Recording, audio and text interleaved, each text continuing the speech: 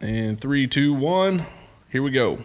Sean Stone from Stone Cold Meats, League City, Texas. My man, how you doing? I'm well, sir. How are you? I'm doing good myself. All right, good. So this has been a long time coming.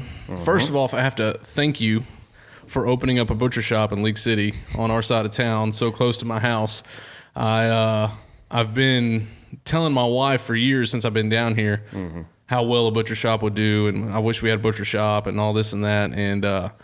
And she kind of just poked around like, whatever. She just, typical wife, like, yeah, sure, whatever, just kind of brush it off. And then when you open up your shop, I went in there and it was everything I ever dreamed of, exactly what I wanted. So I just have to thank you.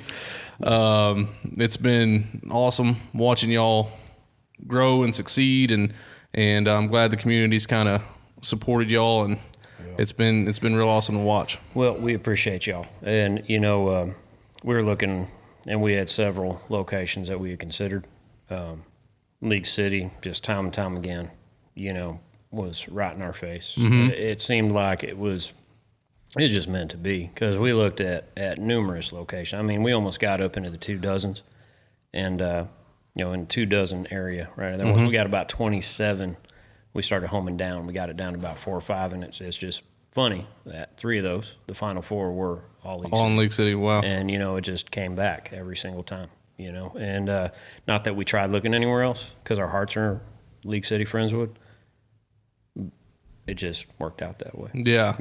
And we appreciate y'all. And the community's amazing. They are amazing. Yeah, so. Yeah. I know every time I come in there and I see it packed, it's packed every weekend, every Yes, sir. Thursday, Friday, Saturday, we go in there, and just like everybody else, we're finding some meat to grill, and I see it packed, and I just smile a little on the inside for y'all, man. I'm happy for y'all. I appreciate that. We're getting our butts whooped, Yeah. And it's you bring the right stuff to the table, and it's a ton of work. And it don't stop. It's midnight, 1 o'clock at the house after a 10, 12-hour day, 14-hour day, still working. Yeah. And put the kids to bed and go back to work. Yep. And, a lot of people don't see that. We had a buddy of mine, I brought him over from Corpus Christi. We spent a lot of time working together, younger days, wilder days. And he's seeing how the whole thing rolls, and it don't stop. Yeah. So, it's all about what you put in, man. You put in good, get out good. So from what I understand, you had a regular old 9-to-5 gig before. Oh man, yeah. So it all started a long, long ago in a land far, far away. And I call him my pa, my grandpa. All right, he had a produce shop, and he did processing of all things out of the back in his refrigeration area, not separate from the produce. Way back when. And so other kids were playing with G.I. Joes and, running around, bikes, all that stuff. My falls consisted of, and most of winter, was skinning and breaking. Mm-hmm. And, that's deer, by the way. I had, that's deer. So that's my step stool that I had, and my knife that I had, and that's how it all started. It started way back when. And from that, I got into 2 apprenticeships with 2 awesome guys, lucky to call friends. That I just actually got back from Corpus, was spending some more time with him, making sure he keeps me in line. That's Terry Munch at Moody's Meats in Corpus Christi. Moody's Meats in Corpus. He is the GOAT. He is the godfather in the meat circle. He really is. Lucky to call him a friend. Taught me pretty much everything I know. And I knew a lot. I thought I knew a lot going in. Well, he started me all over again. So I went in with 10 years experience thinking I was something special. Well, that old boy grounded me real quick, put me right into my place, and got me started up on a platform that would, got us where we are today. Yeah. And, coming to Houston from Corpus, the wife put me in a little corporate scenario. I got to go work for a major grocery chain, and I'm not a fan of corporate. That didn't go too well. HR file was awfully thick. You had the president of HR really on my tail every day. So, after coming home and seeing the waste that this particular, all companies, but this company in particular had, and just throwing stuff away. And growing up the way I grew up, we threw nothing away. We were, we were scraping to get by. So that pissed me off. And you give me about, I was with them for 3 years, started at the bottom, worked up to almost district management, and pretty much flipped them the bird, told them to go a certain direction, I'd go another. And here we are, and we carry that with us. There's no waste. We waste nothing off our animals, I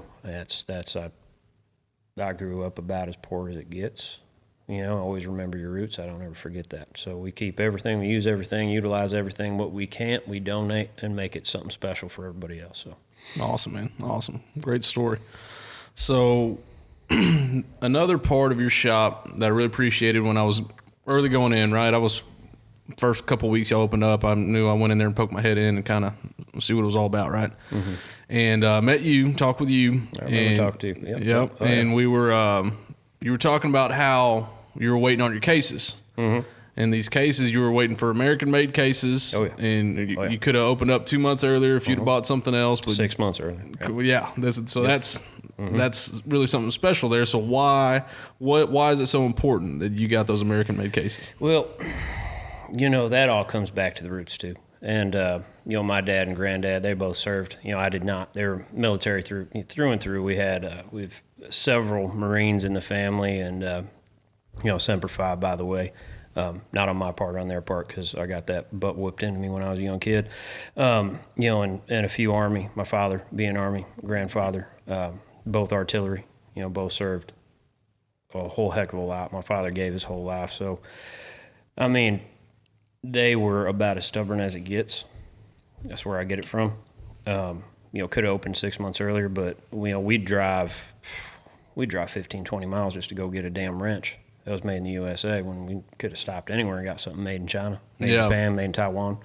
Could have done it. We could have run up to Harbor Freight and grabbed something, half the price, right up the street. They weren't built that way. So, that carries over.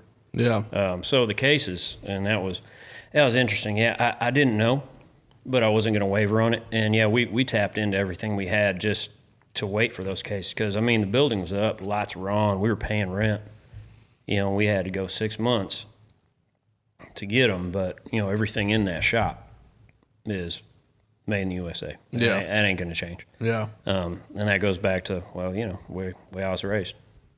My grandpa would probably come up here and whoop my ass if there was something in that shop that wasn't. So, it's going to stay that way. Well, that's for anybody listening that hasn't been there or hasn't come by, we got a lot of, most of our listeners are out around here, around Galveston County, right? And mm-hmm. I know most of my friends that, I am involved with, I tell them all, and we all go to Stone Cold Meats, right? I appreciate it. Thank you.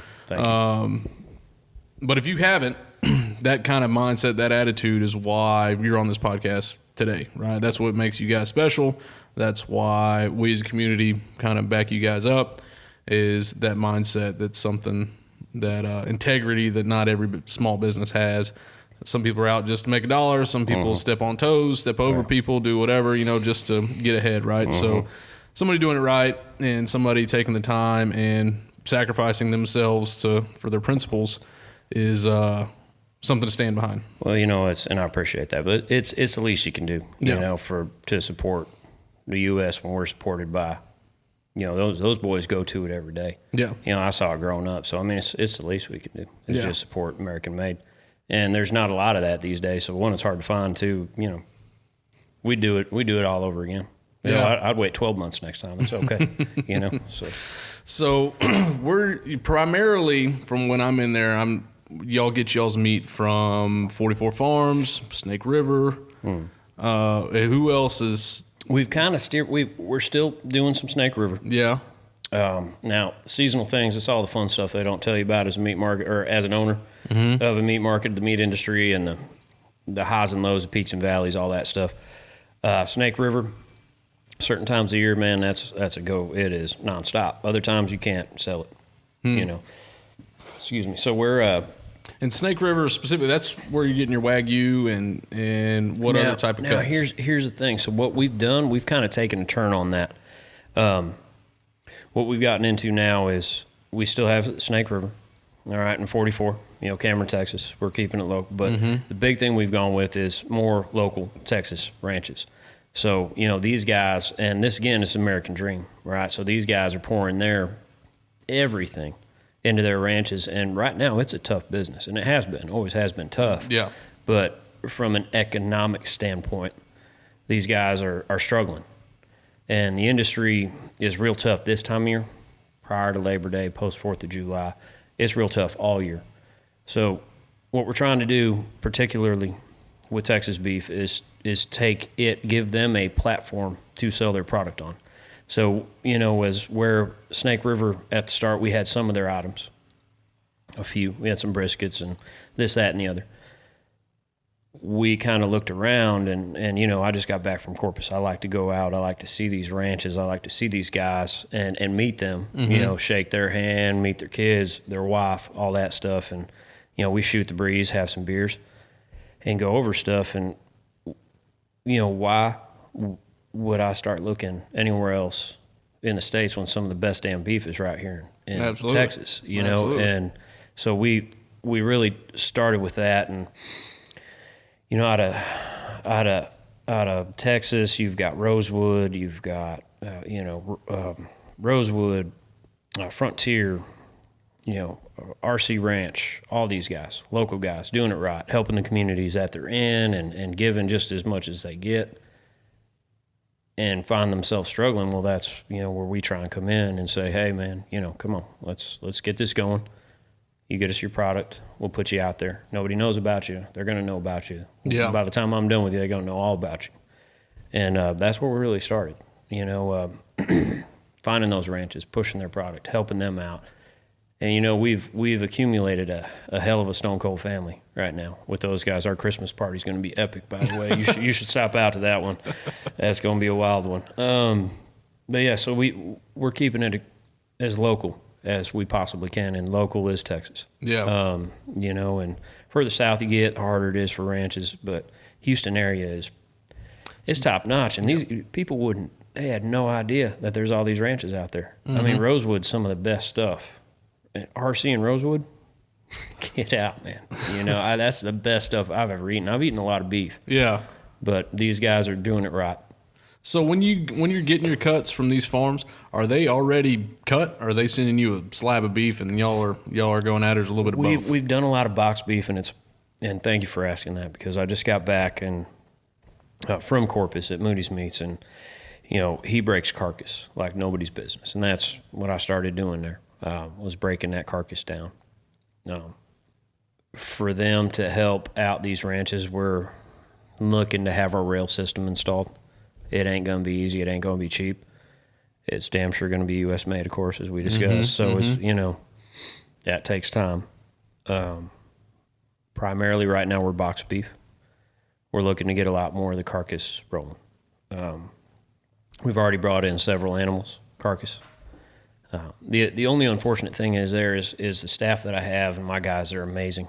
Right, they're good people, but they don't have the breaking knowledge on the beef. So, I'm getting a little old.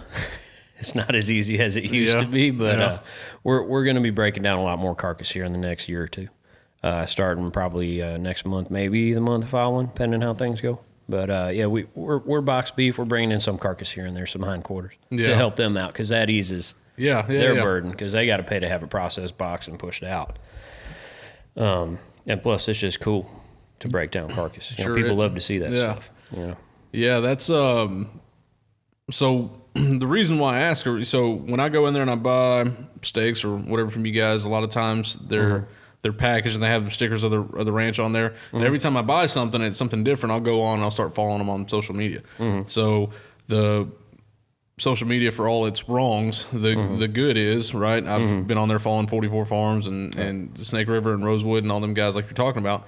And you get to kind of see a look into where your food comes from, which not a lot of people care about. Some people do, whatever. But that's something that I want to get more into, which is why the local butcher shop that, we can talk to you and trust you and know that, these animals are being treated properly in the whole nine, right? And have, if that's important to you and everything, right? So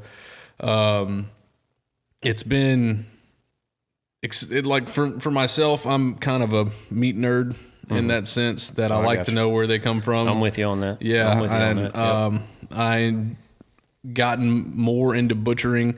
Same thing as you. I didn't, not on a production scale, but growing up hunting in Texas, right? I've started skinning deer at 8 years old. Right. And what really got me into it, into the whole butchering and meat and kind of different cuts and how to cook, was as I got more into cooking, realized that every time we shot a deer, we'd take the back straps out, we'd take the loins out, and we'd take a chunk of the ham and we'd cube it up to make stew meat, and the rest of it we ground up and made sausage and summer sausage and pan sausage or whatever the case, right?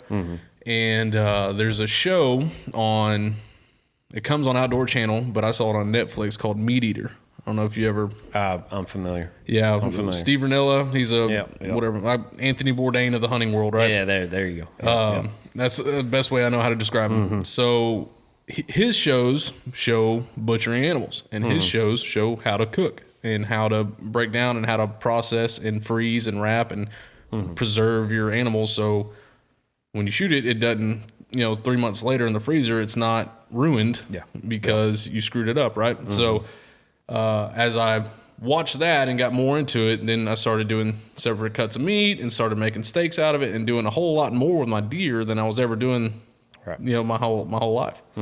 And that got me into, I wonder how much a side of beef is. I wonder, if I couldn't do that on the kitchen counter, you know what I mean? It's got me kind of thinking. And you got a nice marble slab island. You can handle some of that. Yeah. I'm not sure the wife would be happy. She does. Actually, when we're processing deer, because probably I'd call it 10 years ago, we went on a deer hunt. And we got invited out to a ranch, and I was with my dad, and we went out there and shot a couple doe or something like that, and the guys liked us, and they said, "Hey, we got to cull our herd. This is a game ranch, whatever." They're like, "We got to cull some does out. We need to shoot like 20 of them next weekend. You want to come back?" And we said, "Well, yeah, sure." So we went out there and we shot 20 doe, and we got to keep like 10 of them. There you go. And before that day, before that weekend, we'd always taken our meat somewhere to be processed, go pick it up later. Well, at $150, $200 a deer, and you got 10 deer, we're like, well, let's just go buy a meat grinder and figure it out ourselves. So that's what to do. From that day on, we started doing, I was probably 16 years old at the time. From that day on, we've done our meat ever since, our own deer.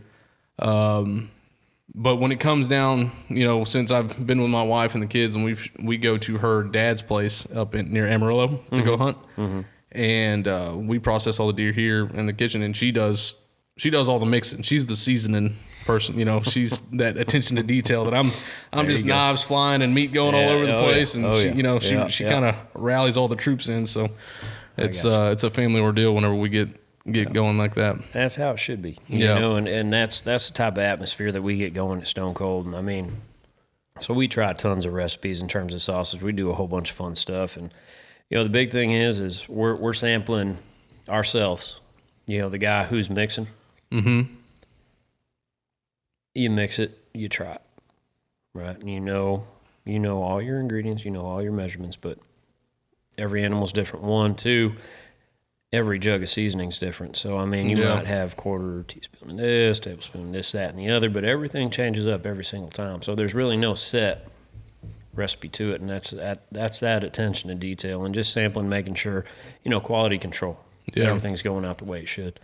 And, we were blessed, man. Last year we had no idea what we were getting into, clearly, with things, we weren't supposed to hire for a long time, and you've been in there, you see how it is, and not complaining, blessed, not busy, sir. And, we ended up taking 700 animals, and I was training 4 people how to do it, and we're sitting there with 100 coolers backed up. You knock out 30, 40 more come in, you knock out 40, 50 more come in, and that was a wild run. So this year we've done a lot of things to improve on that. We had no bad experiences last year. Sticker shock, there always is. You get a few big animals, there's always going to be sticker shock in the way of processing, whether you're doing it San Antonio, San Angelo, up north like you was talking, Grand Prairie or further north, Amarillo way, there's always a processing sticker shock because it ain't easy and it ain't cheap to process a deer, but it's what you get back. So, we've got some boudin coming out this year. I have a couple folks that are going to be doing some tamales, so hey, now we're getting warmed up. We're just starting to have some fun. So that's what it's all about. So I remember having a conversation with you before deer season was getting geared up. I don't know if you remember or not, but I asked you if you were going to do processed deer, and you said, yeah, we're thinking about it. We're thinking about taking it on. And I said, man, you're going to have cooler stacked floor to ceiling. And I asked you how much. I was like, well, how much are you going to charge? What do you think about charging? You said somewhere around $100. And I'm like, you need to raise that on up. Oh man, no, and that's the thing. And I just got back, and I was in Corpus, like we was talking about earlier, and Terry over there at Moody's, and he just stopped processing for the first time in 40 years. Wow. They just got too much. Yeah. And we were over in College Station. We're going to be sending some of our employees over that way, do a nice little meat science course. We're doing that. We're getting them all set Texas up. A&M. Oh yeah, dude. Their meat science lab, whatever, they do some cool stuff up there, man. Buddy. We were just up there, had a great time with those guys. I've been trying to get on the brisket camp. The brisket camp they do for like 4 years. Some guys up there. I'm telling you, there's some good people. But we're going to be sending our guys up there, and for them just to see it, and you were right on that. With our take in's $85 for it to come through the door. And that's that's for us to take care of that animal the way it should. 1, 2, it's one at a time. Yeah. We don't mix vats, big old vats of sausage, do all that, and mixing doughs and access and, whitetails and everything else. We're not mixing a single thing. It's one animal at a time. So it takes time. Absolutely. We're going to have a overnight crew. Got to. They're doing their thing. Yeah. I mean, they're going to be there from 7 p.m. to about 4 a.m. just doing animals. Then, of course, I'll be there making sure they're doing it right for a good 3-4 months. The first round till we get our crew settled down and the guys we need in place. But that's a big thing in the area that not a lot of folks, it takes a lot of time. It's a lot of work. Yeah. Well, there's a reason why you have 700 coolers. Mm-hmm. That's because nobody wants to do that. You can go down to Cabela's and buy you a $300 grinder that'll do everything you need to do with that deer and a couple set of knives. And there's a reason why people don't do it. Well, buddy, I grew up doing it. Now it takes that little mini grinder or any grinder for that matter. It's going to take you a good 4 to 6 at home to do it. Yeah, absolutely. And you get a good production line like we've got going. We can knock that stuff out pretty quick. Yeah. And that's what we go for, man. I mean, our turnaround right now, and we keep getting access in, and now got Oryx, the whole 9. We got a lot of guys bringing that stuff in. We got a couple specialty ranches, the guys who own them, bringing their animals in all the time. And, we love those guys bringing us their stuff. And they love bringing it to us because they're not getting anybody else's deer back or anybody else's game. Yeah. They're getting the Oryx that they had to track for 4.5 miles after they thought they dropped it.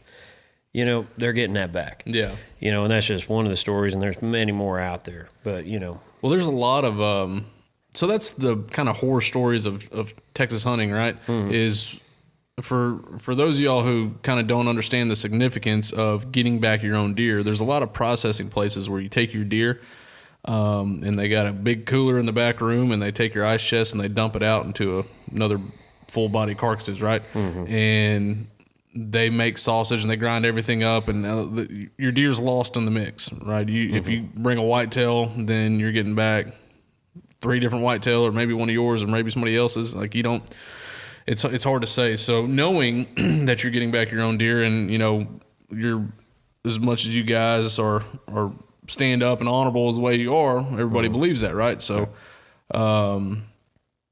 and for myself, my father-in-law grows alfalfa hay up near Amarillo all year long. Okay. So not all year long, right? But during the season, but these alfalfa patches are there all year long, and that's what these deer are eating. Oh, yeah. They're the sweetest, best tasting deer meat I've ever had in my life. And go on that, and you're good to go, Bubba. Correct. So it's if I were to take it somewhere and get some old Southwest Texas only corn fed, 3 months out of the year kind of deal deer, you're going to be a little upset by that. Yeah. So, yeah, it's a special thing. And I know when you said, yeah, we're thinking about doing it, I'm like, man, gear up. Because we're down Florida Sealing Ice Chest, man. It's just. And that's what we were, yep. you know, and we took in so many. We're not complaining. Yeah. You know, we're going to keep it going. We've done a few projects so far. I'm under construction right now in the back of my building for a little something just to spiff it up a bit, to have an area just for deer processing. You know, we mixed, you know, we had beer parties, beer for deer. That's what I told my guys, right? So how many you do, I'm buying you beer. We're staying here. You know, I'm going to send you home with beers afterwards. We're going to have some beers. This is how we do it. Guys loved it. We had a great time with it last year, but I mean, it got taxing. You know, you got to a point where, you know, we were running 5 guys doing it. Man, they were done. Come Christmas, those guys needed a vacation. Yeah. You know, and they got one. But we're expanding on it. We're looking at better ways to do it. I've got a smoker coming. I've got 2 that we're looking at. Right now it's all fresh, but it's, you know, deer jerky, snack sticks, all that stuff. That's nice to have. Yeah. Not a lot of that in the area. No. So we're going to try and be those guys. And, you know, we already do our boudin. I've worked it out. Some of the recipes we're still working on for some other things. The tamales, that's beyond me. I don't mess with tamales. I don't want to break a good thing. Yeah. You know what I mean? So that's going to be some outsourced stuff that we're working with, of course, some folks local, League City, Friendswood in the area, that they do that for a living, and they're damn good at it.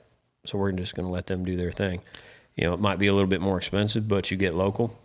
You know, you're helping somebody else's kid go through school, and you're getting a local made product that, you know, is going to be far better than my tamales ever would be. So, man, the last deer we shot is probably 2 years ago. I guess we didn't go hunting last year, but 2 years ago, the leftover deer we made tamales out of. What we had like kind of a quota we were trying to do, and then my grandma wanted to make tamales. I said, "Yes, ma'am." Oh yeah, on the way. Turn that down. I'm not going to turn that down at all. No, so they turned out damn good, man. They didn't last long in the freezer, right? Those really don't need to go in the freezer too long. Yeah. Nope.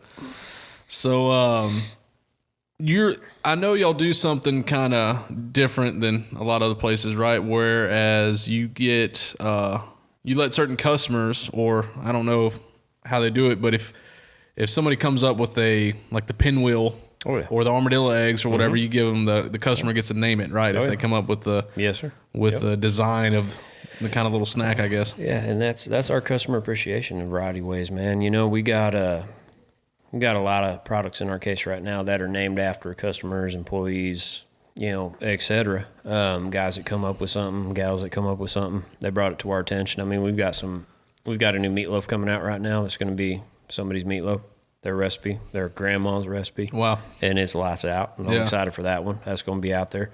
You know, keto meatloafs and all the other keto stuff and dietary stuff and all natural stuff, that too. And then you got your basics. You know, somebody comes in and be like, hey, man, you know, my dad made this jalapeno wrap for so many years. You know, he's no longer with us. It's still a family tradition. This is what we do. And well, I'll be damned if I'm not going to put your name on it, put it out in a case and make that a League City favorite, you know, and that's what we do, you know, and that's important to us. And that's, you know, customer feedback's the biggest thing, taking care of our customers and customer feedback. You know, we're, as you know, as we discussed, we're all local. So our people that come in and their stories and their recipes, sometimes their recipes are better than anything that me or my gang could concoct. You know, I mean, true story. And you're always learning, and that's a big thing. You're always going to learn, and you're always going to learn from your customer, and you should always listen to your customer, and we do. And that's an important part of Stone Cold. You know, we've had, good Lord, I don't know, probably half my specialty case right now is our customers' ideas with their names on them. Yeah. You know, and that's just what it is. And they have so much fun with that. And then Taco League City has so much fun with that. Well, and then everybody who comes in, bragging rights, man. We're gonna come get Joe's Popper, you know. And we've got League City police officers that have burgers named after them. We have fire departments coming up with something right now.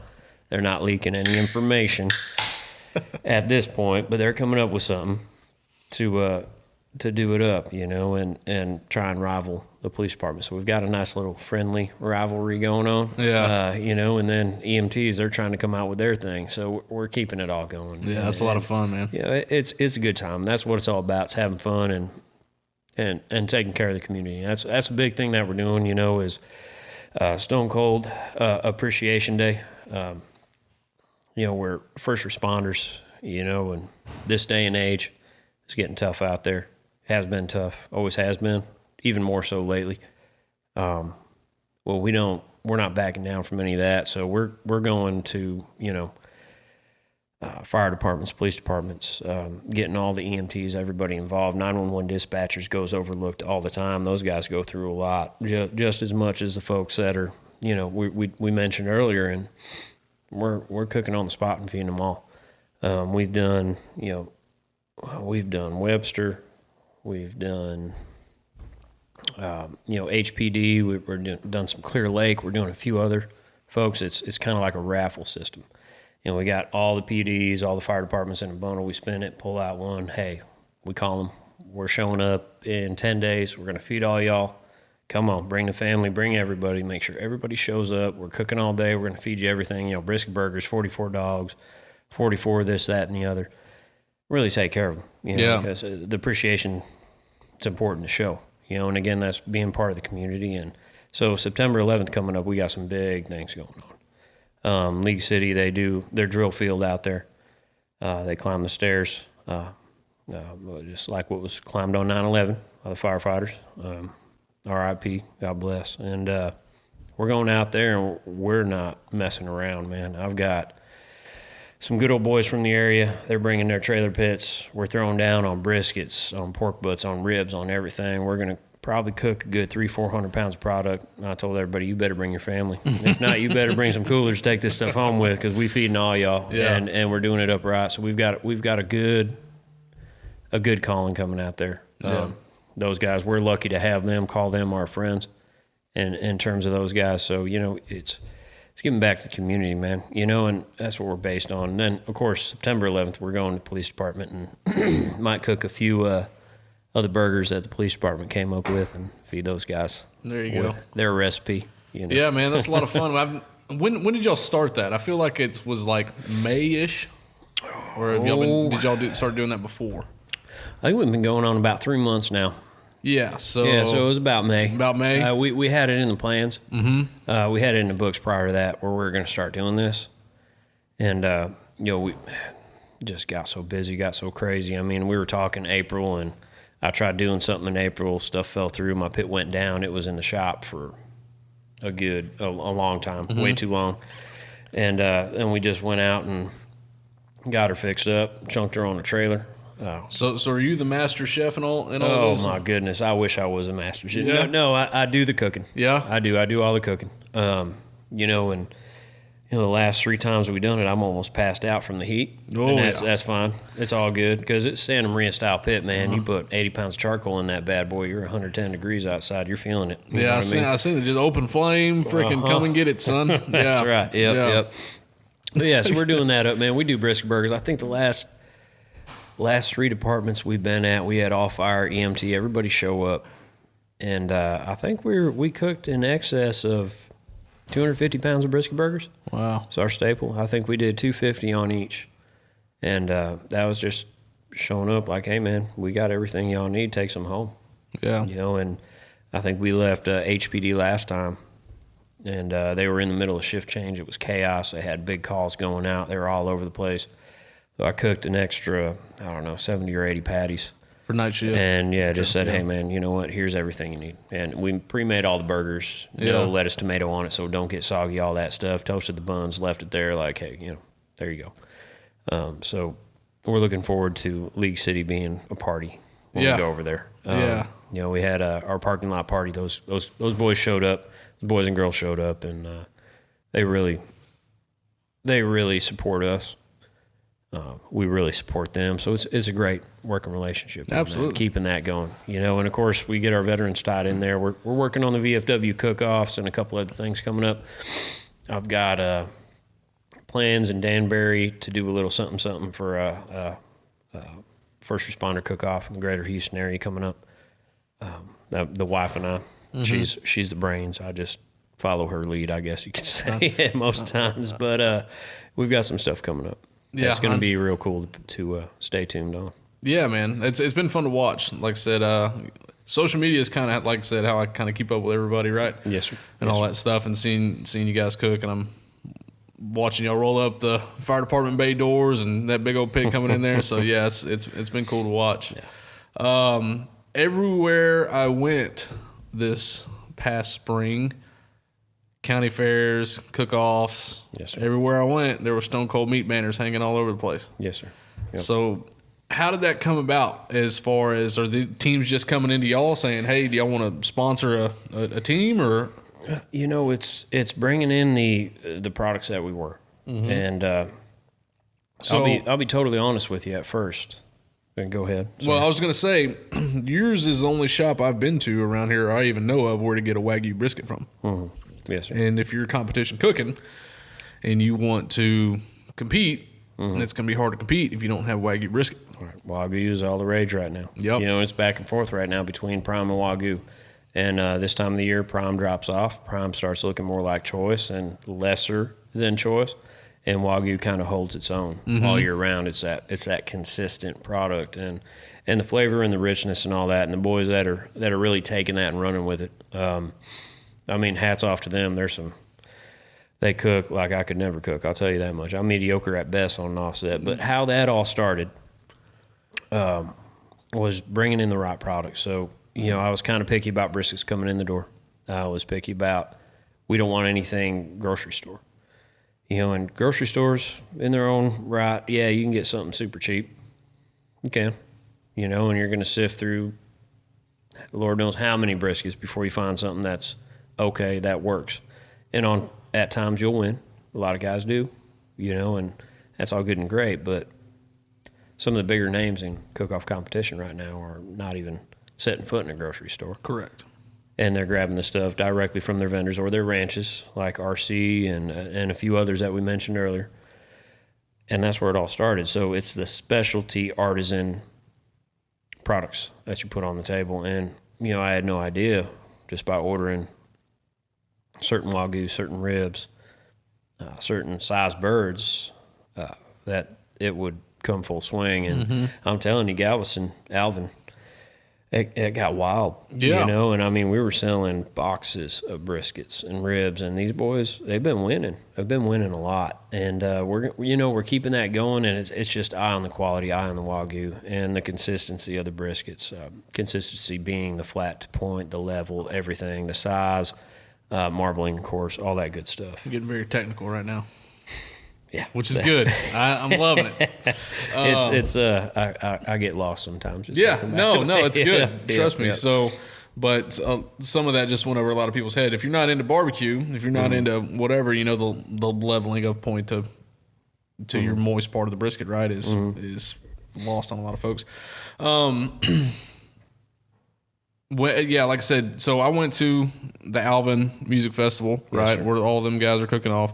I went to the Galveston County, everybody's cooking off. A real, or somebody that's taking it real serious, barbecue cook-off team is cooking 5 to 10 briskets to turn in 12 slices. Correct. Right? Yes, so when you say they're cooking boxes and boxes, yeah, I know it's big-time money, man, around. And you get into the Houston World's Cook-Off, right? That's serious business, and brisket's king. Yeah, Houston Livestock Rodeo, that's a big one. Yep. And they're all big ones.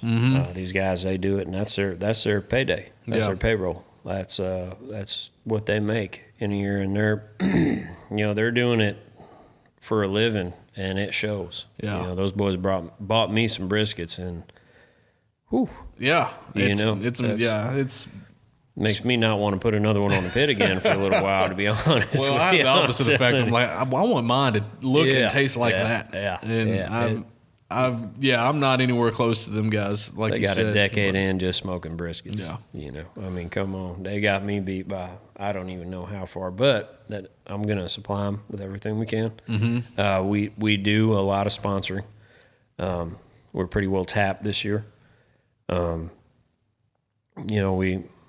can only sponsor so much. Yeah. While trying to hold the line and make sure that we're not giving more than we're getting. But we're very lucky to know the people that we know, and they keep us in line on it. I've got major teams come to me and they're like, I ain't letting you give this to me. You're not sponsoring anything. I'm going to fly your banner. I'm going to put your name out there, but you're not giving anything away. I'm paying full price, and that's that. Yeah. And that's part of the love in the community that we Yep. got. Guys are coming from Victoria. We had Rosenberg just yesterday. I've got a few guys, Crosby, a couple other dudes were Grand Prairie. And Grand Prairie, Texas came down, and he, we're buddies on Facebook, and I'd met him several times here and there. We just, drank some beer, shoot the breeze.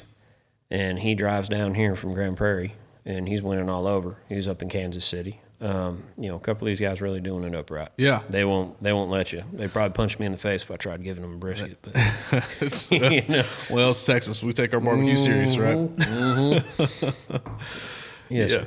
So one thing I've asked, so I've had Brian Butler on from Salt and Thyme up in Austin, another butcher shop up there, right? Okay. And I asked him the same thing, and it's kind of I'm expecting the same answer for you. I'm just going to ask, just in case I'm building it up now. It's not even anything but knives. Yeah. So Jack Russell white handle knives, or what kind of knives are y'all getting into when y'all are? Man, I've been at it for too long. Okay, I've been at it a long time. I know I'm a young cat. I'm almost 34, I think. I don't know. My wife would have to tell me 35, but doing it at the age I was doing it, and growing up with the Swiss-made knives, German-made knives, every type of knife. Japanese now, they're big for some reason. I don't understand that, because they'll hold an edge for about a month, and you're going to spend way too much money on it. But some of the best knives out there that we found is actually a local guy, and he's Cazzini. So he takes Italian steel, their steel, and he's got a great thing going where he brings you 8 or 10 a week, or every 2 weeks. Takes it out, resharpens, brings it back. Wow. I've been in the business a long time, running Victoria Knox and a variety of other blades, and always running your steel or your chita, keeping it, home down. That's the best knife I've ever used. I didn't know anybody did that. Mm-hmm. Yep, he's local too, man. Not a lot of guys know him.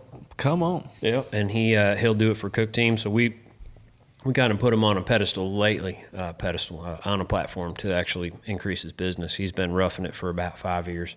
So what's his name? Cazzini is the name of the company. Cazzini is the name of the company. Yep, Cozzinni. Cozzinni. Cazzini. Cool. Yeah, he's got the best blades out there. Yeah. And the best part is,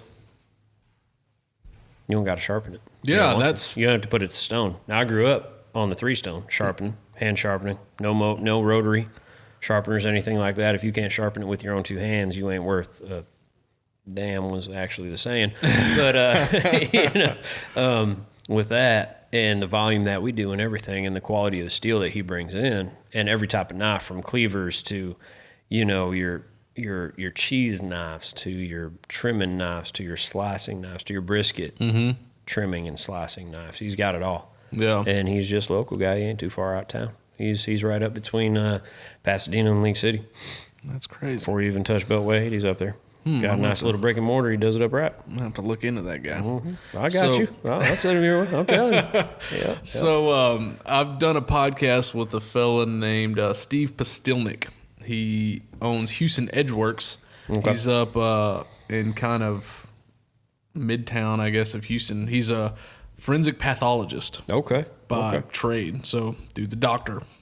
Right. One of the smartest individuals I ever met in my life. When I'm telling you, if y'all have never listened, I think he's episode 5 or 6 of this podcast. Okay. Steve Pastilnik, he was a fascinating talk. We had a 45-minute conversation that I wish I recorded before he ever went on there, where he went into Japanese knives and samurai warriors and history. Like, he's a super genius guy.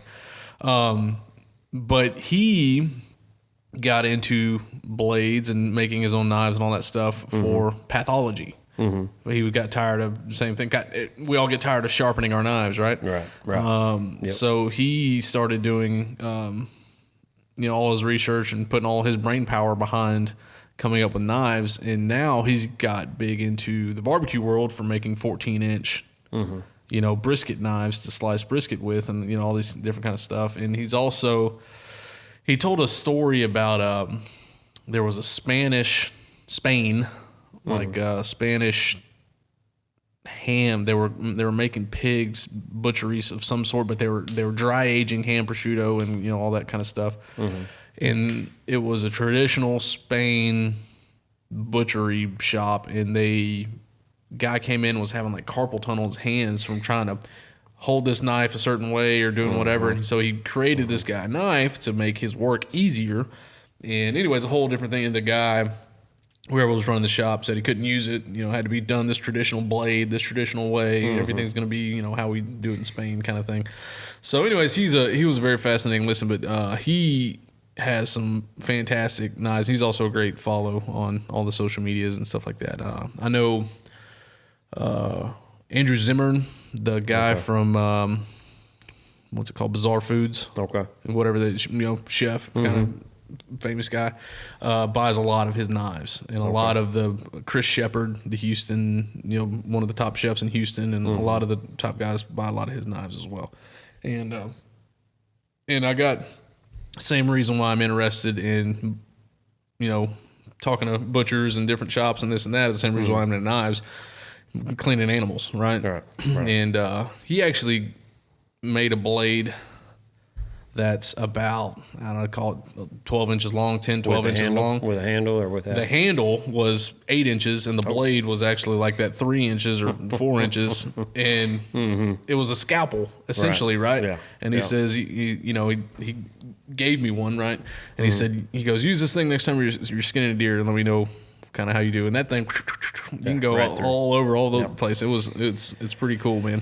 So, Now, we've had our luck with just a good old traditional knife and just sharpening it up. Yeah. And guys can't always put the same edge on it, as the man prior to him. So in terms of steel, U.S. steel's where it's at, U.S. made steel's where it's at. We have, I believe, Kazini, if I'm not mistaken, they're northeast, I think.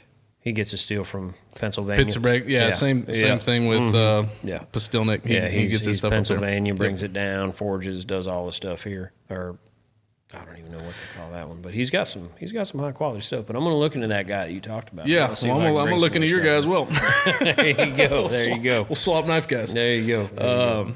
Yeah, man. It's. I told one thing I'm going to have in my whenever I get made and successful, right, is a set of decent steak knives, right, and some handmade steak knives that are high quality, and just a whole set of 10 or whatever the case, right, just so whenever we're going to Stone Cold and getting a steak dinner going, we can have some good, I don't know, I nerd out on knives just the same way I do meat, right? Man, well, no, I'm with you on that, and sometimes, the best knives to get out there, and I'll talk to him and see what he has. I don't know, they offer the same type of cutlery you'd get at a steakhouse, and most steakhouses just have horrible cutlery. But there's some good stuff you can get just 4-inch. Yeah, that's all you need. Yeah, a nice little 4-inch. Keep it honed. Don't cut it on a wood block. That's going to save that edge. Always going to save that edge, man. Yep. 10-4. So what besides beef? I know you have a lot of exotic animals and some different stuff in there, but what's some of y'all's most popular things in there besides just the steaks and brisket? Oh, well, our bacon wrap, our specialty case, we're running with Soda hinged off those competition guys and the awesome stuff they come up with. We've taken a lot of their rubs, barbecue sauces, etc. The Fubar, for example, it's a local gentleman, Dennis Butterworth's barbecue sauce recipe, Fubar. And we smoke a Wagyu or prime brisket, shred it, blend it with high temp pepper jack cheese, and his award-winning, you can get it at HEB, barbecue sauce, and dump it in there, blend it all up, stuff it in a poblano, wrap it in bacon. RC Ranch, another local guy, his RC Hyde black barbecue rub on there. that's just a small taste of the specialty, man. We do every type of jalapeno wrap, every type of chopped brisket. So wrap. is the green chili back? The Hatch is back, man. The Hatch is back. Hatch is back. That And, was one of the most delicious things y'all had in y'all's case was the Hatch green chili. and that was a simple chorizo, and we're trying to bring some more to it. Yeah. So right now we're working on some pork belly burn ends and stuff like that, which we already have the belly roll. In the case of jalapeno with pork belly burn ends, cream cheese, wrapped in bacon, all that good stuff. Whole Do y'all sell jalapeno. the belly by itself? We do. We've got the whole belly, skin on, skinless, whatever you want, all that stuff. It's an all natural. It's a good product. We're like $5 a pound, somewhere's in there. Yeah. We sell that ever loving heck out of that stuff. And I must have not seen it yet, or else I would have already bought some. man, we're working on those burn ends too. So pretty soon I'm going to have, we use, again, a lot of Texas guys and local guys for the pork pachanga seasoning or Elk Creek, hog knuckle, honey chipotle, dry rub, put it on there, let it soak, vacuum seal, 1-inch cubes, already seasoned. You're good to go. Come on. It's ready to rock out the door to make your burn ends. So we're working on that a little bit. And then that smoker's going to be coming in, and I'll be talking to Galveston County Health Department, getting some stuff going on cooked food. We haven't done that yet. You don't have to be cooking food necessarily in a meat market to do the things you want to do. Mm-hmm. But I think we're going to get a little bit closer to prepared food. We're limited on space right now. We've filled out our space entirely. So we're waiting on that expansion. And then there'll be some cooked food coming up and a variety of other things on the way too. Expansion coming in the same location? Correct. Yeah. Okay. Yeah. We're we thought about number 2. Mm-hmm. There's a couple new kids on the block that are coming in and doing some things, and bless their hearts, they're going to need it. It's a cutthroat industry. It took everything we had. They have our support. Because we support local no matter what, especially small businesses, but. It's a tough time right now, so we're not jumping to that second location just yet. We've got an amazing crew, a lot of staff. We're going to home that down, expand within that shopping center we're at right now, currently.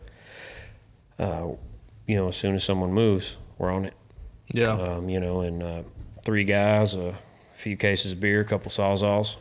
That wall was never there type thing, you know what I mean? So that's what we're working on, and that's going to be up and coming real quick. So there's a lot of expansion we're working on. Is there any thoughts with that expansion to doing dry aged or aged meats in general, I guess? And that's the thing that we have to wait for. So right now we're doing wet aged, a lot of it, and that's a staple of Stone Cold, and it's a lot of work. Takes a lot of patience. It will keep you guessing on what you got going on, what you brought in, what you're selling. It'll keep you occupied. The dry age is coming up with the expansion. I have to have the space. We have to have the space for the cooler, which is probably about a 6x8. Nice window in it. We were going to do it at the beginning. We filled up that space way too quick. Yeah. So we're looking. I've already spoken to the guys in refrigeration and what's going to be needed, and spoken to a couple of my mentors who do the same thing. So there's a steep learning curve in it. Potential for a lot of loss, but fortunate, lucky enough to know the people that I know in the industry that are going to help us get that all set up as soon as we can expand. As soon as we can get that next door, either way. Which way it goes, that's what we're going to set up. And that'll be right up front for everybody to see. You walk in, you're going to see, you're going to be smacked in the face with dry age right there with a window. This is what it looks like. This is how many days it has on it. How do you want it cut? Yeah. So I told you earlier, we're trying to buy some land, build a house, do that whole shebang, right? Yes, sir. One of the heaviest things I'm pushing for is a dry age cabinet in my kitchen somewhere. I don't know. The wife's not quite sold yet. Yeah. We're going to keep massaging that idea in there, though. I tried doing it at home, and my wife was none too excited, I guess you could say, about that. Given the amount of deep freezers that we have and everything else and all the other fun stuff that comes along with it. Definitely interested in getting that into the market. Yeah. That's the next toy. We've got some toys we're playing around with, and I get excited about every new cooler, every new saw, every new something, but Dry age is something that I've been chomping at the bit with, as well as the rail system for your carcass cattle. That's an investment. If you get into dry age down here, man, y'all stand. I don't know anybody else that's doing it. I know there's an HEB shop up in there's an HEB in what's it called? I'm drawing a blank, by the Galleria area. Yeah. There's they do dry age steaks up there. There's an awesome guy up in North Houston, man, and I can't remember. I believe I spoke to him. He's a cool dude, good guy. B&B, I think. B&B Butchers. He's like south of Conroe, just outside of Houston, north side. He's got a steakhouse. He's got a meat shop. He's got the whole nine. He's a great dude. He reached out to us and said, hell, we were 3 months new. He reached out to me and said, anything you need, Bubba, just come on, just give me a call. We're here to help you out, and we support any meat market in the area, which that's a meat circle. Unless you're doing it wrong, and then we all look out for one another. Yeah. And, he's a good guy. He's got it up there. He's North Houston, but we're going to be that South. Yeah, Houston. We're going to be and that's why I've been talking to those guys and kind of bouncing around ideas. And, as soon as I can get that expansion and get that little cooler in there, it's a done deal, huh? It's a waiting game, man. It's a waiting game right now. Could you quantify the difference between a regular steak that you're getting in a dry aged? Like what? I can. So I guess I could explain my experience with it. Everybody has their own on it. So dry age is going to be, of course, you all know, store bought, or let's say our market. We're going to have a good wet age on it. It's going to be extremely tender. It's going to be, knocking the socks off any of that grocery store stuff, right? And we take pride in that. You get into the age now, like 90-day wet age or 40 to 60-day dry age. There's a huge difference in the wet to dry. Wet is going to taste the exact same it would, a little bit more rich. The wet age will off the cut. Dry age is going to be about as tender, but the flavor is entirely unique to itself. So Correct. Flavor is going to be more earthy. Yes. All right. Now the tenderness it's there, but it's not as tender as most people like, unless you're talking porterhouse. You can get some good stuff out of porterhouse. Now bone-in ribeye, you start with a prime, you put a good dry age on it. That's going to eat up nice. Yes. It's that flavor that distinguishes. It's a flavor that separates. And, it's a love it or hate it type thing. As I got buddies who've had our dried steaks, that I've done at home. And, we do it right. We're on it 24/7, 365. I've had some of my best friends try it and be like, dude, that's the best thing since sliced bread. And other guys try it and they turn colors at the dining room table, you know? So, I mean, so I've had, it's all at steakhouse, right? And all at steakhouse, I've had dry aged meats. I've had a bunch of them and they're fantastic, right? But I've had one experience where it tasted like moldy cheese, right? It had that. So, for what a dry age does, right, is it molds the outside of your roast, essentially, right? Around what you call it, the ribeye roast. Whole loin. Yep. So it molds the entire outside of that. You lose 20 to 30% of the meat in there. At least. Yeah. Yep. So, and you're losing that 30% to mold and what's the word I'm trying to think of? Mold, bacteria, dehydrated particles, and purge. There you go. Those are the things you're looking at. Yep. Yeah. So when it gets done, when you're through that 45 to 60 day process, right? You cut this mold off of the outside of your loin. And what you're left with still looks like a red, beautiful piece of steak, right? Cut it down the middle, you throw it in the pit. Now, I don't know if they maybe didn't trim like they needed to or what, but it just had some of that funky taste on there. And I never have experienced it with other ones. So. That exterior will get you. Yeah. If it's not trimmed off right, it'll grab you and it'll change your whole opinion on dry age. And it's happened to me, and I've had it happen to a couple of our customers because I order in some dry age stuff from one of the best guys in the country that does it. He's got a great operation. He's up north. He's north of Kentucky, up that way. And he's got one of the best dry age operations in the United States. And, I mean, he's got our name on, 30 or 40 loins right now up there. And, You bring it in, and it's educating the customers like, Yeah. hey, I'm selling this to you.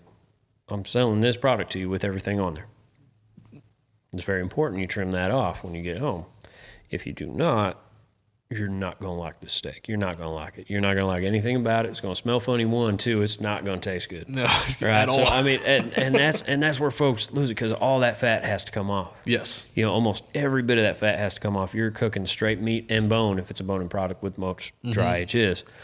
Well, that's So- why it's important to make sure you got a good marbled cut to begin with, right? That's right. Exactly right. And we've had a couple customers that were like, dude, that wasn't right. And I just took it. I trimmed it up for them, like, here, try this. Just give it a whirl. They came back the next day, best steak they ever had. Yeah. You know, so I mean, that's part of the learning curve with dry age. And it's a slippery slope, and you got to really watch your temperatures. And that's why, you know, we're not doing it until we can have absolutely brand new everything: compressor, cooler, you know, warning systems, the whole 9, locked in to where I'm sitting in my bed at home drinking a beer, watching Baby Shark with the kids. And, you know, it sends me a warning, hey, your temperature dropped under this. Because if you drop under a certain temperature with dry age, you're actually going to hurt some people. Yeah. And that's what we're not about until we're ready to, you know, really pull the trigger on the top-notch equipment for it. You can do it in the garage like I've done. Yeah. And that's fine, you know, but just an old worn out fridge or something. Put a little fan in there. Nice fridge, keep the temp regulated, all that good stuff. Cheesecloth and salt, right? Yes, sir. Yes, sir. Yeah, we've got some restaurants knocking on the door right now, trying to get us to dry some stuff for them. Local big guys in the area. Not going to drop names, but we got a few other folks trying to do some stuff with us in terms of wet age, dry age, and we're working with a lot of folks right now in terms of that, and you know, we're thankful every day for it. We take good care of them; they take good care of us, and you know, as soon as we get that dry age fired up, oh boy. Yeah, it's You know, going. boy. That's what. Yeah, I'm excited for that myself as a customer. But I also there's a lot of potential for you as the businessman, right? Because no one else is doing it now. I just loved it. That's a new toy. I get a new cooler, and that's a new toy. You know, the wife's going to be upset because I ain't going home on time, probably when I should be. But I'm in there, you know, just having fun with it. And that's Have you seen them guys aging? I don't know what exactly they're doing. I just see a couple videos from time to time. They put them in butter. They put an entire loin encasing in butter. I've seen Is that. That is what is that? God, that guy was from Norway. I think. it's some. Yeah, He was a Norwegian chef. He used a 100% homemade butter to do that in. That stuff was, I ain't never seen butter like that. Yeah, And me neither. It looked we ridiculous. tried it at Stone Cold Meats, and this is a failure I'm not afraid to admit that went terribly wrong, you know, and we tried it. And we pulled that loin out, and needless to say, it did not go to plan. It just didn't go well. So I was going to try it again. And what I think it all comes down to is the 100% like farm-made butter. Yeah.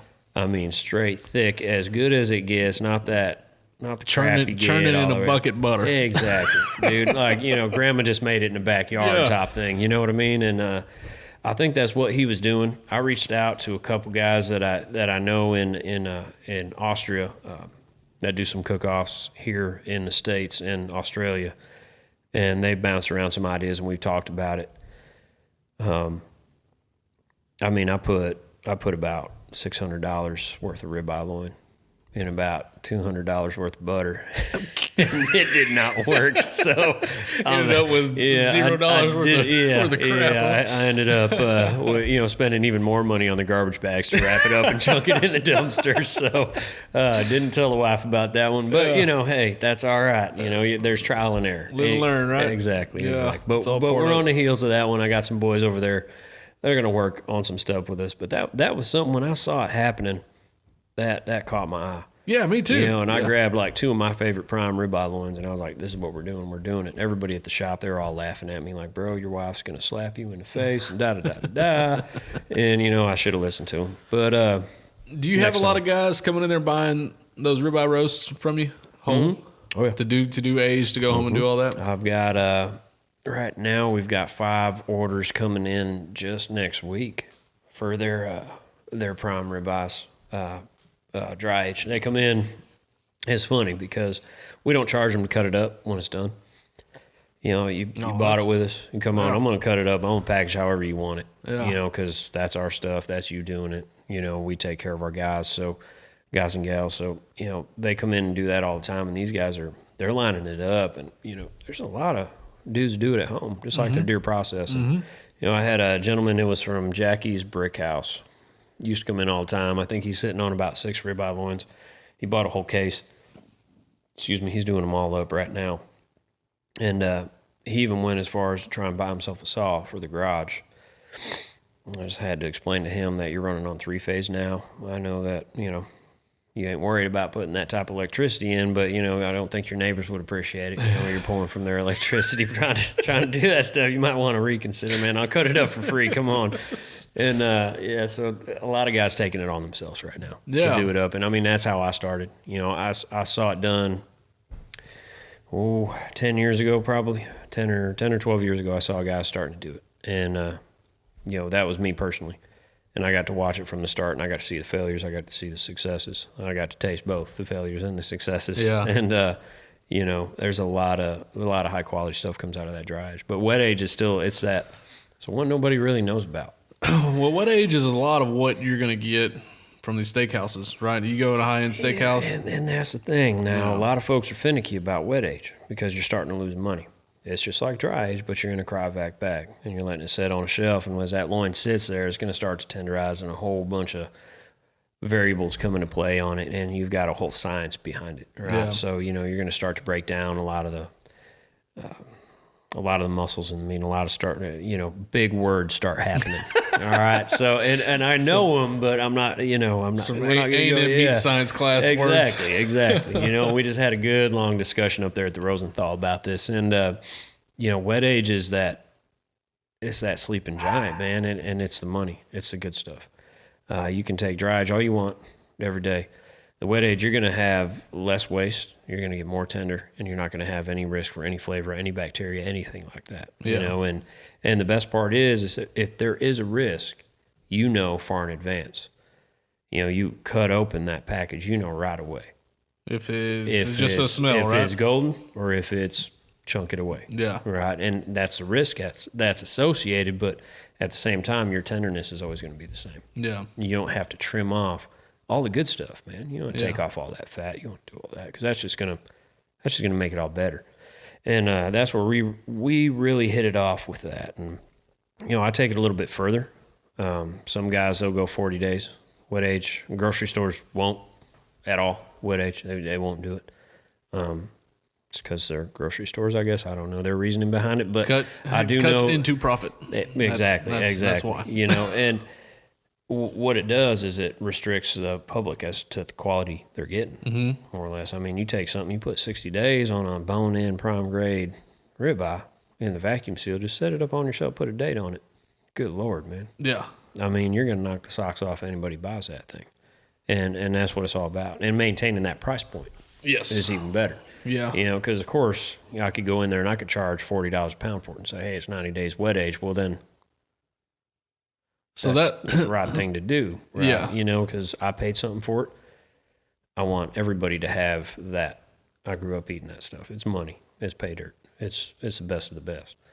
So dry age is, until I get my fancy new cooler that the wife will hopefully let me get, we're going to do that. But wet age is the one that nobody really knew about. In League City, but the second I advertised wet age, people were like, what's that? Yeah. Now they know. Yeah. Now they know. So when someone walks into your shop, I know I myself going in there, and I even consider myself, above average knowledge, right, of steaks. There's anywhere from 5 to 12 different cuts of steaks and of all different price range, right?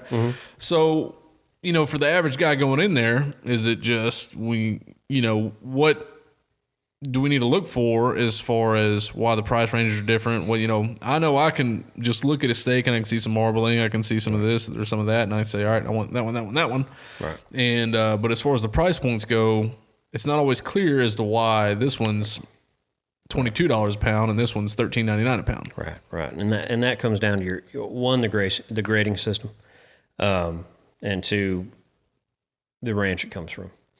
As you know, we can all carry an XL and an IBP, okay, and that's your basic Packer brand. That's throughout the states, and that's your primary, your Costco's, your Sam's, you're going to see that XL label. You're going to see that IBP label. You're going to see some Swift now and then, even though that's more of a Yankee thing. It still makes its way down. You're going to see all that. When you start seeing the Know Your Packer stamp and you're getting into the Texas quality, right? You're going to be getting into your 44 Farms. You're going to be getting into your Dean and Peeler. You're going to be getting into your Lens. All right, that's one we hadn't talked about, and that's Superior Genetics, and that is staple of Stone Cold, man. They got some top-notch stuff. These guys, that's what you're paying for. It's stuff you can't get anywhere. And, I mean, we're bringing in stuff you can't find, not only, at butcher shops. You can't find at grocery stores, but not only at other butcher shops. Yeah, correct. And that's the thing. I'm always looking. I'm superstitious. I don't go to anyone's meat market, but I do know through trusted vendors, friends, and family that what we're carrying, what we try to carry, nobody else has. So, I mean, in the grand scheme of things, when I'm looking at a grocery store's prime and they're $24 a pound and we're in there charging 18 or 19, I just kind of laugh because, dude, I know that this is one, local, two, it's cheaper, three, it's better. Quality. A lot better. Yeah. And that's where we try and keep it. So, I mean, even some of our Wagyus, our local Wagyus, we drop those prices down so far. Everybody needs to try Wagyu. Correct. Everybody does. And I'm not talking about the stuff you're going to find at whatever chain you go to, because Wagyu's all the rage. Everybody and their brother is going to be selling it if they aren't already, which they are. Right now, you're going to have your grocery store chains carrying Wagyu, and trust me, it doesn't even look like prime. All right, not all Wagyu looks like prime or better. It's when you get it home and try it out. And some of the best Wagyu you can buy in Texas right now is about, it's between RC and Rosewood. And RC's my favorite, fan favorite, right? I mean, they're out of Angleton. It gets no better. They're not the cheapest, but you get what you pay for. Yeah. And then Rosewood, nobody is buying their stuff. I mean, they had very few folks pushing it out there, and with some hard work and some other stuff we've done, they're now in Lake Charles, they're at LeBairs, they're at Golden Nugget, they're at a variety of different places. Wow. They're hitting it hard at all the casinos now and all these upscale steakhouses. You had some other folks looking into it, so it's pretty cool to see that. And I mean, the price difference, we do have some A5 Wagyu, Miyazaki region. Guy only harvests 2,400 animals a year. That's it for the entire world. He's been winning the Wagyu Olympics, I think 3 or 4 years straight. Pretty highly sought after beef. That's a pinnacle of the beef grading system right there. And at that point you're talking $250 a pound, $150 a pound. But at a steakhouse you're paying $60 an ounce. So that type of stuff we carry, we keep it all lower. So I mean, I have everything from your Creek Stones and a variety of other upper 2/3 choice programs, running your $9 to $13 a pound, from the $14 a pound up to $250 a pound. So we have all walks of beef, every type of cattle. We keep in. The only thing we don't carry is select and no roll. Well, we'll carry some choice. We keep it upper 2/3 choice, which is basically prime. Yeah. Right, and that's where we find our thing. Because if you're a specialty meat market, you ain't got no business selling select. You ain't got no business selling it. You get that all over the place, but you shouldn't be walking into a butcher shop to see something that has no marbling, that just has no sense being there. Correct. Yeah, so that's one thing I have all the confidence in the world going in. I know I'm getting quality meat every time I come to y'all's shop. Yes. And every time we go in there and buy some steaks for dinner or whatever, this and that, I just kind of poke around the case, and I'm just looking for marbling, right? That's all. I hardly ever look at the price, and I pick one out, and my wife goes over there, and she's like, that's $40. I'm like, yeah, we're good. Yes, sir. Yes. Sir. Tri-tip is the first time. Yours is the first shop I've ever seen tri-tip in, and the first time I've ever cooked it, and it is a fantastic cut of meat. Yeah. It's a sleeper, man. I'm amazed that. First of all, you can't get it anywhere else that I've seen. True tri-tip. Correct. Tri-tip. Yeah. And how freaking good it is. So I've always known it's a California thing, right? It's the Californian brisket. West Coast brisket. That's there you go. Yep. Exactly, right? So you know, being from Texas, right? California sucks, so I don't really care what their brisket is. But seen it in your shop one day, and I bought Dude, it. it's good. And when It's good. I bought it at the same time, I bought some beef ribs from you guys, which were fantastic. And I was like, Jesus, why have I never had this before? You know, so now it's kind of a staple. Anytime we're doing, you know, Sunday cook-offs or whatever, I'll grab this and that, or whatever. It's always tri-tip because it's a perfect little cut up and serve to the crowd snack Oh, yeah. while we're waiting on the rest of the food to get done Right, because it gets done so quick. Yeah. You know, it's just fantastic. Yeah, you're talking 2 hours on those. You know, Yeah. 2 hours, maybe 3. Yeah. Depending on the size. And those are the two supporting muscles of the sirloin that go overlooked. You know, people think sirloin automatically going to be like, well, sirloin.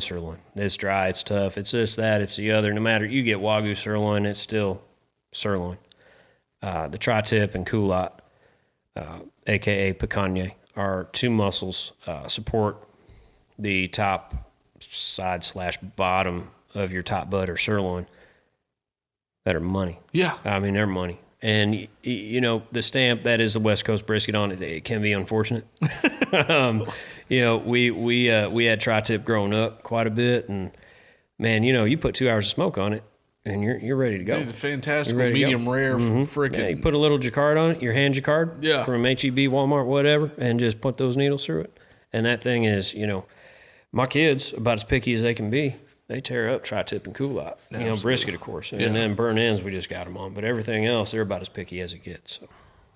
Yeah, man, I bought some a chuck roast from you guys one time. Yes, sir. And we made poor man burn ends out of it. So if anybody ever gets this idea or wants to take it or steal it, I'm not going to take credit of inventing it, but I just decided to do it one day, right? So I smoked a chuck roast, cubed it up, put some barbecue sauce on it, cranked the heat back up, put it on there, and made burn ends out of it. And we're fantastic, man. Throw those a little side of green beans and mashed potatoes. And That's it. Great meal, you know? That's money, man. Yeah. And burn ends one of my favorites. Yeah. Poor man burn ends when you're using chuck roll or the shoulder. It doesn't get better. Yeah. You know, it's a simple one. It takes a little while to cook. You know, it's not as fast as tri-tip. No. You got to glaze and roll over and simmer and re-glaze and potentially inject and all that stuff, but they always turned out real good for us. And So are you from Corpus originally?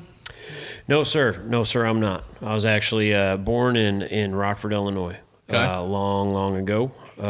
Like I said, 34, I think. I'd have to check with the wife. And, you know, my father, military, family was military, like we had mentioned, so we bounced everywhere. Born there, raised in probably about 7 different states, I like to say. You know, we did a lot in a variety of states, and none of which were, you know, we spent a little bit of time in the most northern part of the continent, and that was a very brief stint, and I'm thankful for that. Alaska? Correct, and Okay. everything else was much further south. So, Yeah. you know, and here we are, and about as soon as I could, because we touched base here a long time ago, and that was about it. I think I must have been 6. And it was at that point where everybody else, you know, I got a little bit older. Everybody else was going off enlisting. You know, my brother, sister, and I were the only ones in the family that never did. Our parents really did not. They pushed anything but that to us and serving. You know, as proud as they are, and they were, they didn't want us to do it. So, you know, I got in where I got in, and you know, I grew up with surrounded by a lot of law enforcement and 106 Artillery and a variety of United States Marines. So they pushed us to do different things. You know, that's where I got into my apprenticeships and worked my way south immediately. So, you know, everybody else was off doing their thing and going to school, and I was living the hard knock life. Ramen and cheap beer Gotcha. for a long time. Natty Light. And worked our way down. And I got here a long time ago, and you wouldn't making me go anywhere else. So what about Texas made you come back or come down? Man, I mean, what wouldn't? Well, you know? you don't have to ask me. I got a No. podcast about it. No, I mean, what wouldn't? You know, and I've heard a lot of folks, and they all say, "Well, man, I just got here as soon as I could," type thing, and you know, I got here literally before I should have, but I made it work. Yeah. And that's what it's about. And what drew me to Texas, is that we had some family history down here already. I had aunt and uncle, grandparents that were from here. They came from Ireland and went directly to Port Aransas area. Wow. Down that way. So I guess that started. That's, and the second I stepped foot, and I don't even know if it was Hood. It might have been Hood. I don't know what it was. We were on I was young as heck, and we was driving around, and I went from seeing palm trees to pine trees to dang near mountains to desert. You got everything you need right here, man. Yeah. And then of course growing up fishing down here and all that's all I need. Yeah, that's all I need. They had a real cool exhibit at the Houston Rodeo last year that you kind of, when you're walking around George R. Brown, you go into like all of the 4-H stuff, the cattle and when they show animals and all that. And it was the different regions of Texas. And kind of like a little story write-up about it. So you walk through, and like I said, it was like an exhibit, right? So it was the piney woods, Texas, and pine trees, and kind of what they grow in timber and all that stuff. It was the Gulf Coast, and they showed the fishing industry, and the oil industry, and everything, hill country, blue bonnets, and whatever the pan, So it was all different. And then West Texas, and the desert, and the oil, and natural gas, and all that stuff over there. So it was industry, it was history, and it was kind of animals and the vegetation in the area. And it was a freaking badass exhibit. I've spent like 20 minutes in there just walking around. I was like, look at this. And everybody's like, what are you doing? I was like, this is Texas. This is it. This is what makes us great, And I guess the best way to describe is when I came here, the second time on my own, nothing on my back, just a pickup truck and what I thought was enough money to survive for a little while, was home. It felt like home. Yeah. And that's the only way to describe it. I mean, that's literally it. And since then I've created a little bit of a family thing where everybody, now we're coming from all over the place. I've got family in Tennessee and Kentucky where, grew up many, many years fishing those rivers, having all those good times. Those boys are now calling me, hey, you look like you're having a really good time down there. You're always having fun. You're always happy. Like, yeah, dude, that's how I've been since I moved here. It kind of sucks y'all are up there. Yeah. But, come on down for a vacation and come down for a vacation 3 months later than moving here. Really? They bought a house or this, that, and the other. And Kentucky and Tennessee it's a beautiful area. I spent almost every summer of my young adult life up that way. It's gorgeous, and that's where I started. The whole processing thing was really based up there. Of course, you had your Northern Illinois stuff, and still have some family up in Wisconsin way, and they're Packers fans, and that's okay. They'll be all right. So that's all right. But that's people are missing out right here. And I guess to go all the way back to that question, what appealed is it was home. Yeah. And apparently my, grandparents and great-grandparents felt the same damn way because they came from Ireland to go to Texas. So, that's two totally different climate changes right there, but that's what they did. There's a lot of history. I want to get more into it with this podcast. I want to do some biography podcasts about individuals, and I also want to do some regional podcasts. Like if you go up towards the hill country of Fredericksburg and New Braunfels and all that stuff. And Fredericksburg, man. The wife and I have been going to Oktoberfest in Fredericksburg for the last 3 years. It's a good time. Yeah, it's a great time. But the history up there, there's a reason why there's an Oktoberfest there, and it's such a big deal is because it's such a German-influenced town. All the immigrants coming through Galveston, up, everyone knows the Ellis Island and Statue of Liberty and coming in and all the immigrants going through there. But Galveston was also a huge port, so was New Orleans. Yep. That's why they all speak French. The Creole country, right? Yeah, good old Creole. Yeah. But, Galveston is a lesser-known port of entry for immigrants. And so the Irish, the German, everybody that came and settled this state, there's entire cities that up until the 1950s or so spoke nothing but German or nothing but speaking Irish or nothing but. I know if you get more in West Texas, there's some Mennonites that are Amish type folk, right? That are so. I love the history, man. Yeah. And just knowing. So what my brother, he's a professor at a university at it's just he's in southern Indiana right now, and his big thing was tracing our family line. And it's funny how much that stuff comes back. And, you're talking Aransas Pass. Okay. Not Port A, but Aransas outside of Corpus over there. Yep. Nobody there knew how to speak English. They were speaking Gaelic. Some of the major building post office was built by guys that use an entirely different measurement system.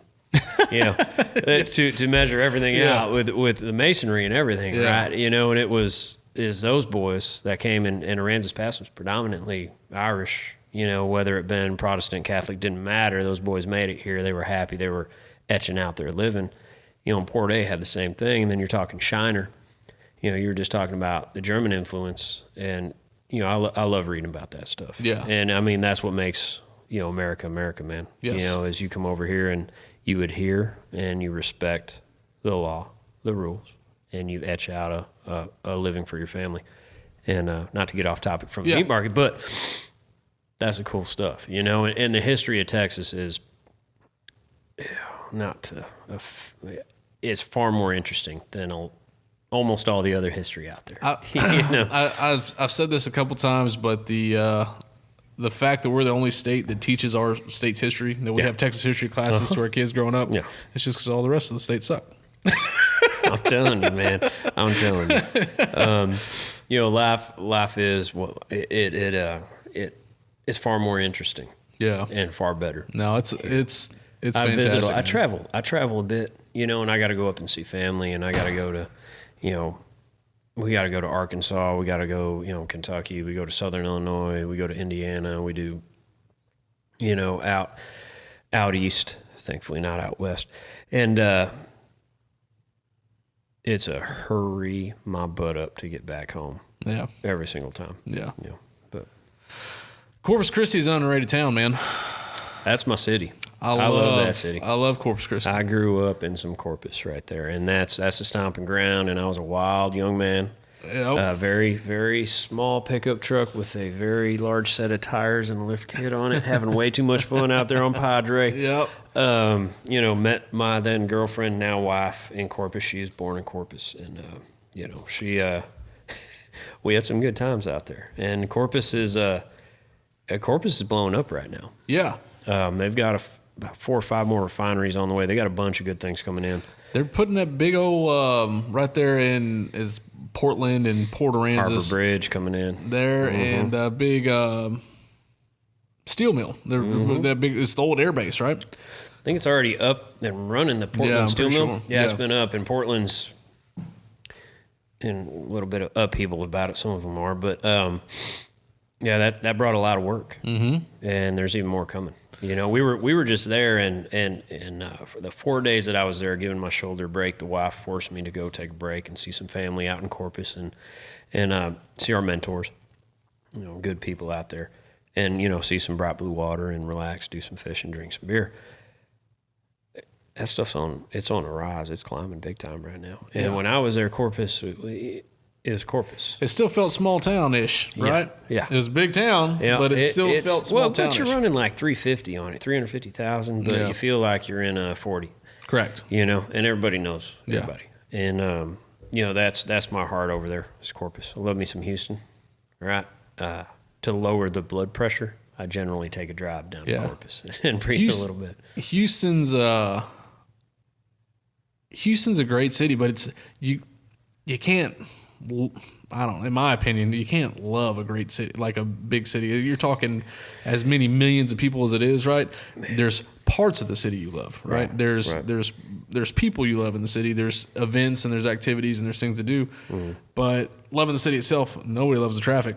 100%. I'll tell you that. Nobody loves the all the headache that comes with 4 million people trying to Right.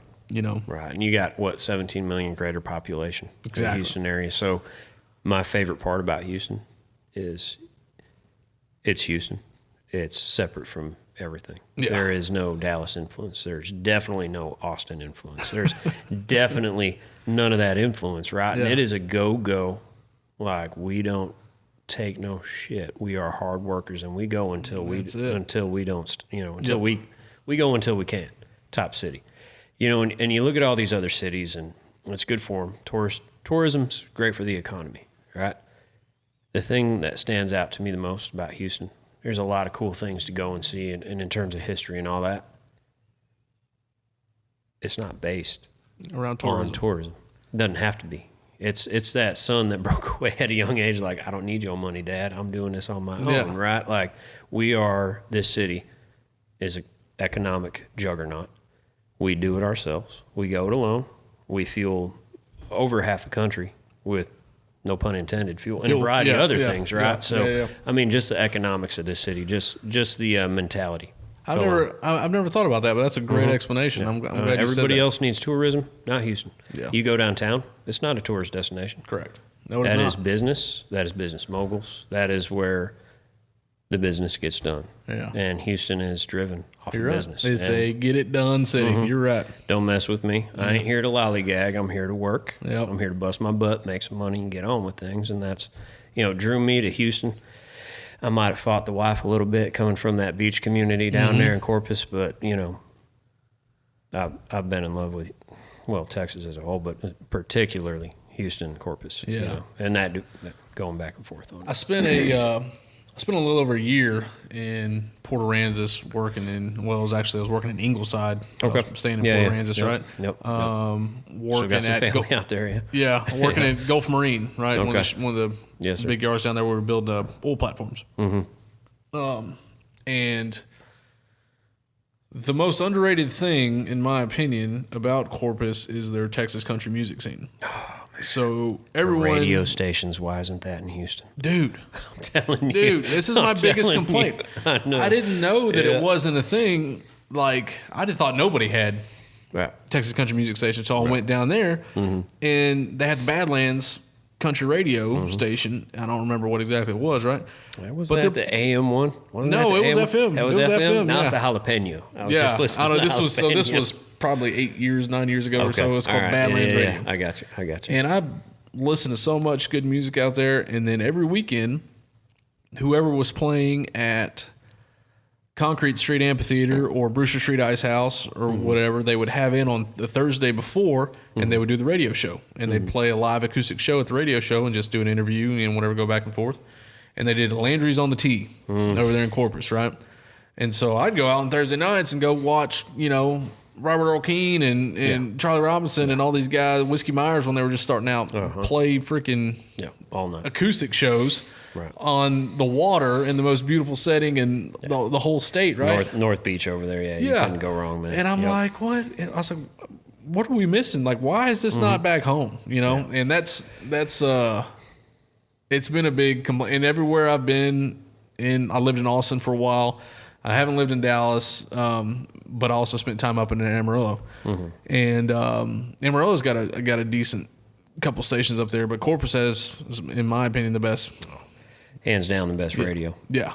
For sure. And we spent some time with Mr. Durrell down there just recently. We were in Corpus, and he's, he owns Brewster Street and Concrete, and he just built the new Brewster Street, and he's a friend of the family and good people. And we were joking about it because the wife and I, we met, at Brewster Street, overlook what you were just talking about.